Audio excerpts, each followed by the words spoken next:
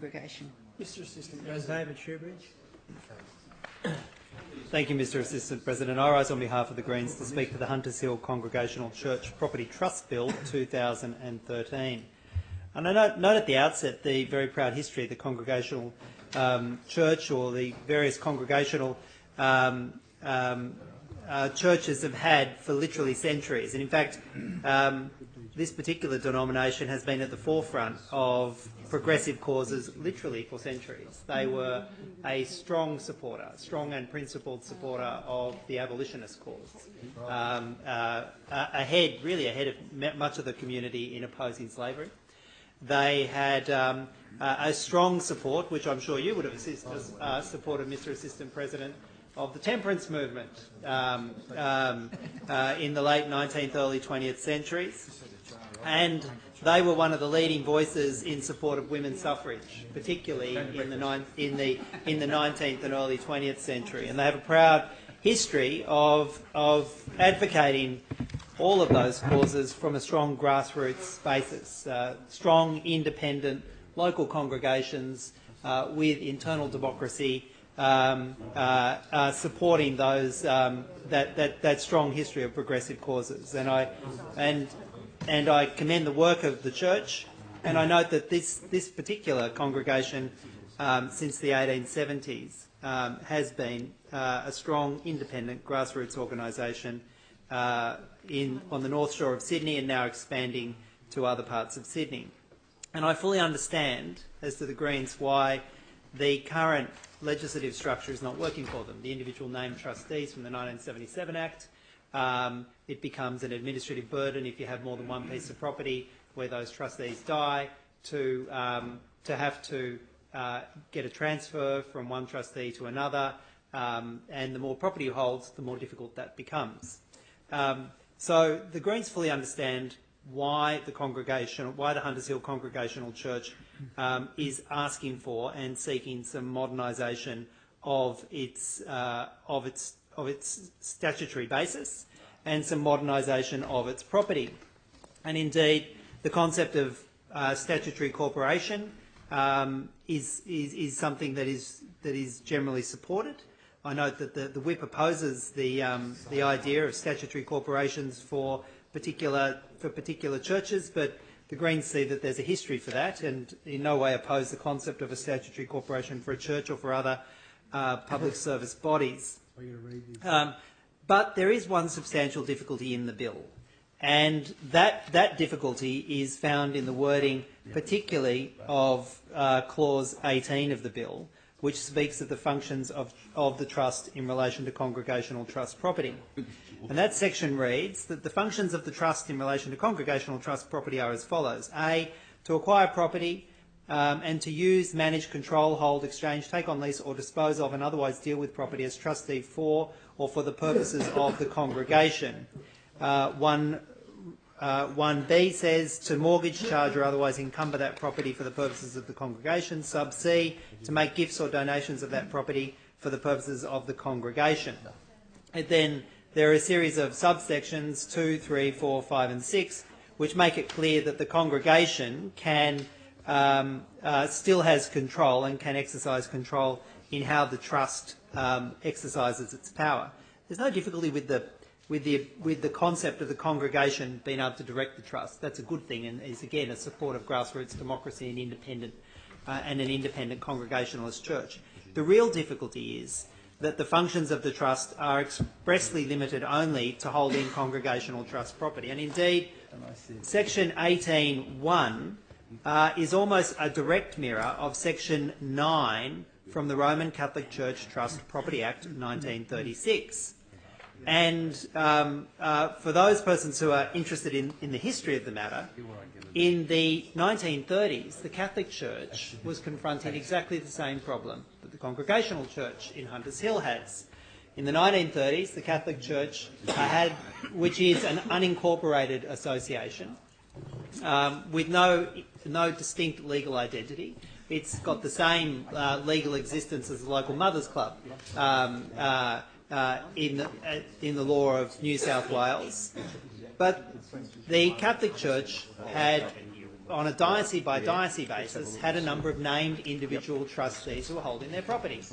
And just as the Hunters Hill Congregational Church has found, that becomes administratively burdensome when individual trustees die or cease to have contact with the church. And there's a requirement for the constant updating of the property records with the Property Land Titles Office.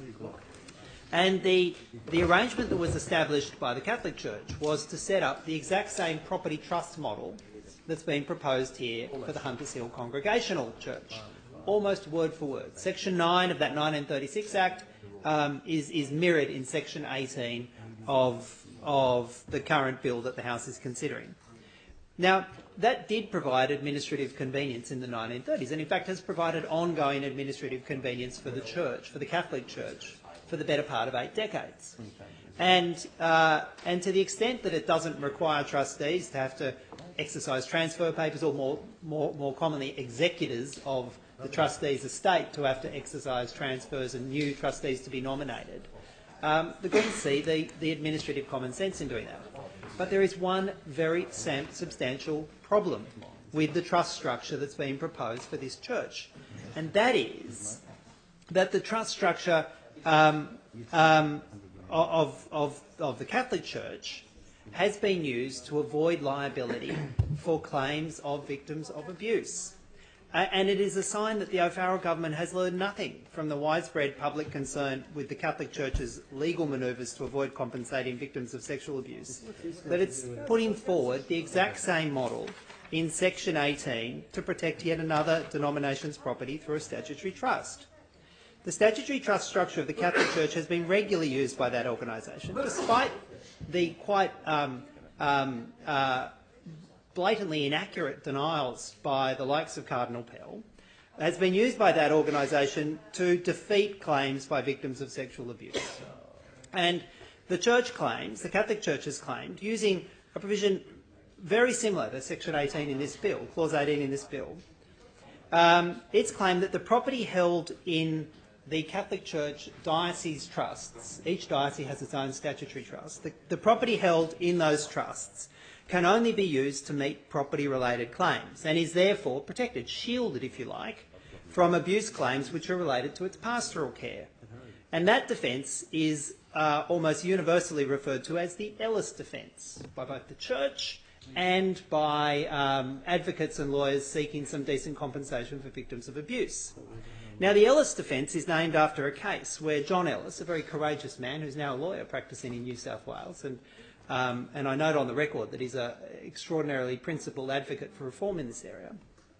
John Ellis sued the Catholic Church, or more effectively the trust, more accurately he sued the trust of the diocese where he was abused, and he sued the then Cardinal. Because, as I said before, there is no entity called the Catholic Church which can be sued at law. It's an unincorporated association.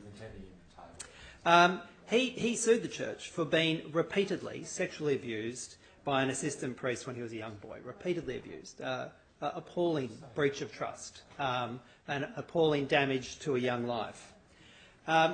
Remarkably, in its defence, the church never denied the abuse, never even contested that it happened, never met the claim on its merits. Rather, the Catholic Church said quite plainly that A, you can't sue the Cardinal because he wasn't the Cardinal at the time, former Cardinal's dead, therefore that part of your claim must fail.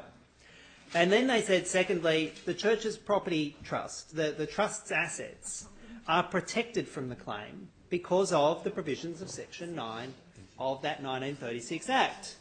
And they said that those church assets can only respond to property-related claims. So if the young John Ellis had been injured by a falling rafter in the hall, then yes, the property trust would have been responsive. But because the young John Ellis was sexually abused by an assistant priest, that was a matter relating to the pastoral failures of the church and not a property-related claim, and therefore the church argued that all of the church's assets, which were held in the trust, were immune from that suit, were shielded from that suit because they don't relate to pastoral-related matters.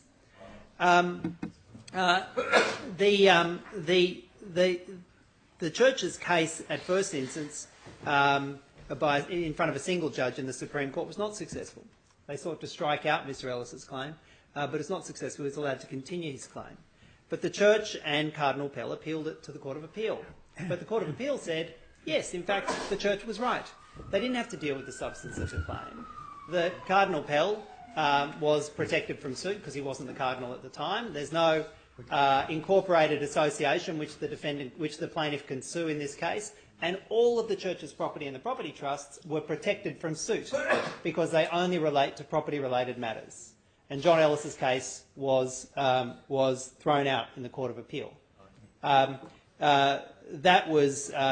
review was sought by special leave in the High Court, and that review was not successful.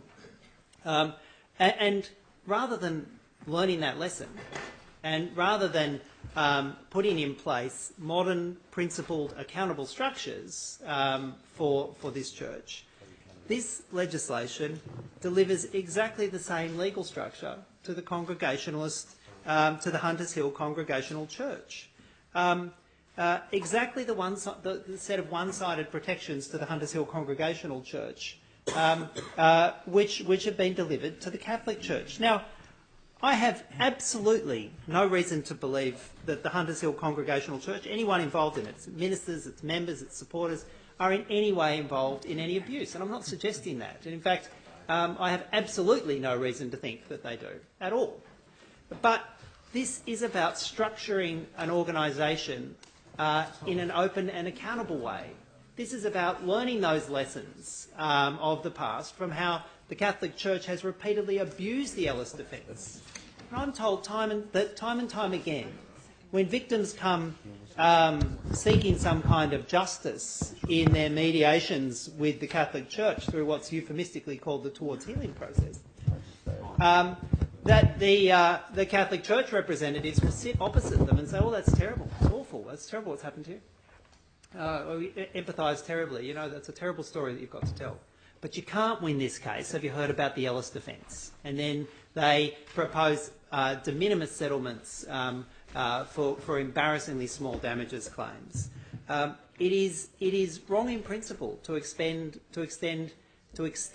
that flawed structure. I fully understand why the Hunters Hill Congregational Church wants to modernise its property structures, and I would support absolutely a bill that allowed them to have a statutory corporation that could hold the property. And that would allow for them to avoid that administrative burden, that pointless administrative burden of constantly repeating reappointing trustees, and would allow those individual members of the congregation who are being held as trustees to get away from the burden of being a trustee in those cases, because it is an administrative burden, it's a legal burden when you're a trustee, and the size of the property that you're a trustee for grows and grows and grows. I fully understand why the Hunters Hill Congregational Church wants to modernise its structure, but not this way, and not with